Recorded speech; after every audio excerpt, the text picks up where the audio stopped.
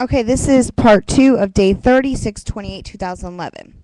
Um, and they're continuing with Roy Kronk on the stand, defense direct. He said and I left off with talking about his son.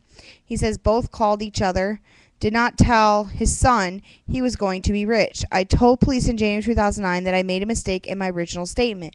Skull did not roll or fall out of the bag. He just thought that. Was not told not to say anything about the reports in August. Had a computer, no computer records obtained by law enforcement. Had on 12/10/2008 off because clutch went out in his vehicle.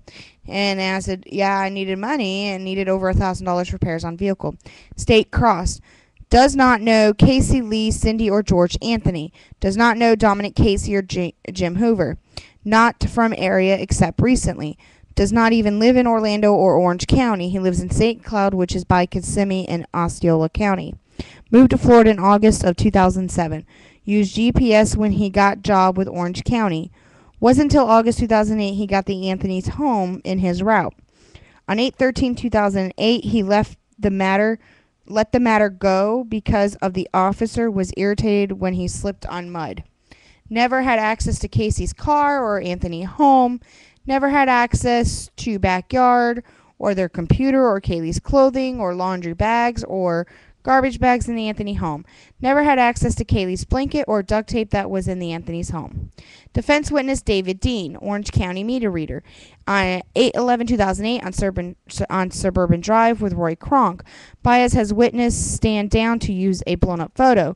Did not discuss the media. Him and Roy Kronk did not discuss the media. When they pulled up, he told Roy that he thought the girl's body could be in the wooded area. Um, Casey right now is just taking notes vigorously. After Roy, after he told them, after Roy had told them he thought he saw a skull and David and other employees see a dead snake, Roy does not try to get another employee. I'm sorry. Did not try to get them to go look what he thought was a skull. Topic of skull came up again. Never came up again, I guess. Roy did not tell David about calling 911 or crime line about a possible skull. The next time he heard anything about the skull was 12/11/2008. Remembers a radio transmission from Roy. When Roy Kronk's voice came over the radio, David said it was a normal tone. What David said to Roy when Roy came over the radio was, I told you she was in there. He kept the snake he found on 8/11/2008 and put it in his freezer. The police came and took it from him. On 8/11/2008, he said Roy went about 25 feet into the woods. State Cross. He thought Kaylee was in the woods because of what Casey told Cindy about the close to home comment. Describes the area as swampy area. He was aware that Tropical Storm Faye hit the area. Defense reader direct. Did not recall George Anthony's statement about Kaylee being close to home. Recess.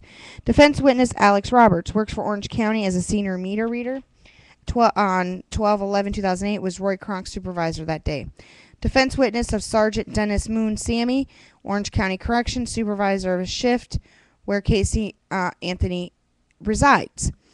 Jury is released. Proffer defense said Casey is a Marvel inmate. Casey is always pleasant and happy since she has been that way since October 2008. Court maintained previous ruling not relevant. More note taking from Casey. Defense proffer Marlene Baker, Orange County Corrections, demeanor of Casey is pleasant, even waking her up out of her sleep. She smiles often. Not relevant to case. Not allowed to hear from the jury's not allowed to hear it. Defense proffer Jesse Grund was engaged to Casey Anthony. He felt uncomfortable with Lee when he first met him because Lee was standoffish, very strange and quiet. Expressed a desire not to have Kaylee around Lee because Lee at one point in recent years she woke hold on, I'm sorry. Let me try that again. Casey expressed to Jesse a desire not to have Kaylee around Lee because Lee at one point in recent years she woke up with Lee standing over her bed and watching her sleep, and another time groping her in 2006. He did not want to continue the conversation. He took what she said, truth and fact, and that was all he needed to hear. Judge says he'll make a decision tomorrow on day 31. That's the end of day 30, and I will continue to try to do these videos for updates.